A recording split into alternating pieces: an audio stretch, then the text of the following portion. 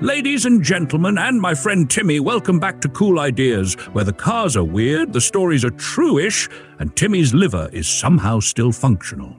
Today we're traveling to post-war France, a land of fine wine, tiny coffee, and cars so small you'd swear they were built by children as a prank on adults. Yes, I'm talking about the Rovin D4, the microcar that looks like it was designed during a power outage by a guy who only had access to soup cans, bicycle wheels, and a bottle of red. Before we dig into this French pastry on wheels, I want to thank our channel sponsors. They keep us fueled with more coffee than is legal in 3 states. Let's rewind to the late 1940s. France is dusting itself off after World War II, and everyone needs a car, but nobody has any money, and you can't exactly fit a whole family on a bicycle. Trust me, Timmy tried, and he still walks with a limp. So the Rovin brothers, Raoul Marquis de Rovin, a motorcycle racing legend, and Robert Pegulu, decide to get into the car business. They scoop up the old Delaunay-Belleville factory, the Rolls-Royce of Paris, and go to work. Their mission? Build a tiny, cheap car for people who can't wait 5 years for a Citroën 2CV or Renault 4CV.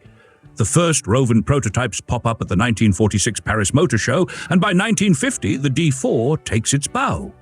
We're talking proper voiturette stuff here. Think of it as Uber pool, except the pool is just a puddle and your Uber is an overgrown lunchbox. The D4 arrives with a rear-mounted, water-cooled, horizontally opposed, flat twin engine. 462cc of sheer, unadulterated modesty pumping out a thrilling 13 horsepower. Yes, 13! The engine sits at the back, right where you'd expect to find a bag of groceries or, if you're Timmy, a 6-pack of whatever's cheapest this week.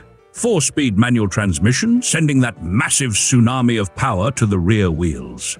The D4 weighs in at just under 400 kilograms, that's about 880 pounds, at a hair under 10 feet 4 inches, 3.15 meters long, barely 3 feet 9 inches, 1.5 wide, and just under 4 feet 1 inch, 1.25 meters tall. It's the only car where the parking brake doubles as an escape hatch.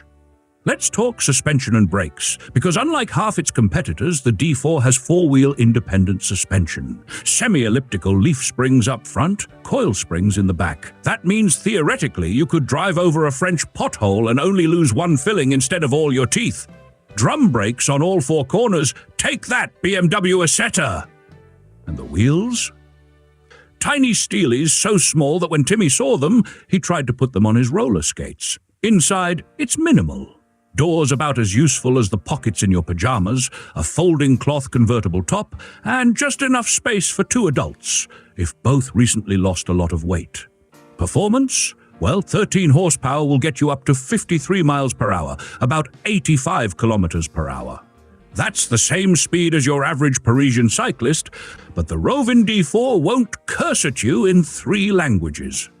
Fuel consumption is brilliant, around 3 to 4 liters per 100 kilometers, which means you can drive from Paris to Marseille for less than it costs to buy lunch at a tourist cafe on the Champs-Élysées. Production peaked around 1951 to 52, with about 420 units built that year.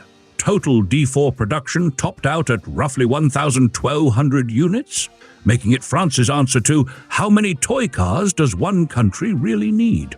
After 1953, production fizzled. By 1958, Rovin was done, kind of like Timmy after 3 rounds at the pub quiz. Survivors today? Only a handful. Museums like the Lane Motor Museum in Tennessee and the Lumen Museum in the Netherlands have a few, and private collections occasionally unearth one, usually right next to the world's largest collection of disappointed spouses. Now, the D4's design is pure genius or madness, depending on how much you trust your optometrist. The front and rear are identical. You can walk up to the car and still not know if you're coming or going. It's the only car where reversing just means you changed your mind.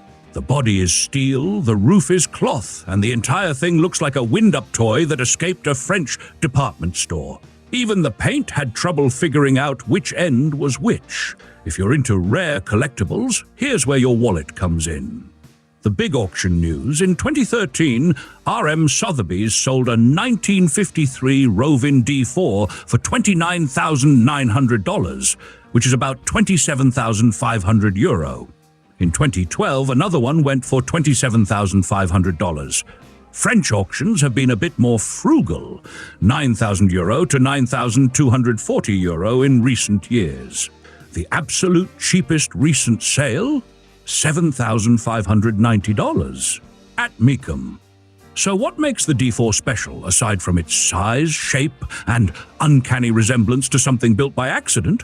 For starters, it had independent suspension on all four wheels, synchronized gears and hydraulic brakes everywhere, while the competition was still arguing about whether you even needed brakes at all. It was symmetrical, affordable, and so charming that even car magazines called it a pedal car for adults. Rovin D4s were entered in the Monte Carlo rally, though in true Timmy fashion, they arrived too late and got disqualified. The D4 was displayed in salons as a miniature marvel, perched under glass like a rare jewel, right across from the cars that would soon put it out of business. And look, I have to give it credit. The D4 may not have outmuscled a Citroën 2CV or won any drag races, but it did what it set out to do. It gave working French families mobility when there was little to be had. It was surprisingly sophisticated for a microcar, and it has outlasted most of its bigger, noisier competitors by simply being weird enough to remember. It's the underdog that always made it to the starting line, even if it sometimes forgot which way the race was going. To wrap up, if you enjoyed our ride through French microcar history, smash that subscribe button like Timmy smashes into traffic cones at go-kart night. Stay tuned for more vehicular oddities, tales of questionable judgment, and a host who can't decide if his neighbor Bob is crazy or just preparing for the future. See you next time. May your roads be clear, your brakes be hydraulic, and your friends be less confusing than the front end of a Rovin D4.